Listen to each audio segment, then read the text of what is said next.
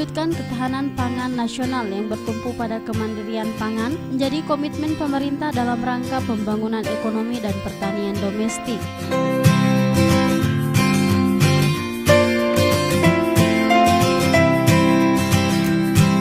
Konsumsi pangan berkualitas ditunjukkan dengan keragaman jenis pangan dan keseimbangan gizi dalam pola konsumsi pangan sehari-hari dibutuhkan tubuh agar dapat hidup sehat, aktif, dan produktif.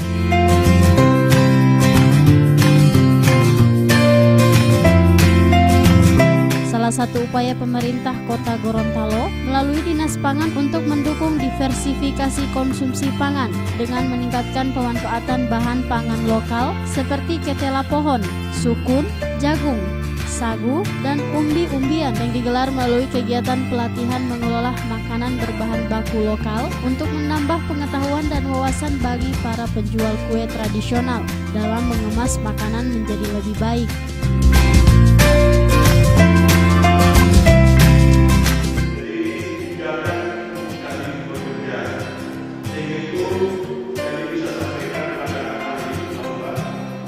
Kegiatan pelatihan ini merupakan tindak lanjut dari forum yang sudah dilaksanakan di tanggal 17 Januari 2025 bahwa Pak Wali sudah mengurusi gerakan pangan lokal di mana bahwa motivasi dari dalam melaksanakan kegiatan ini untuk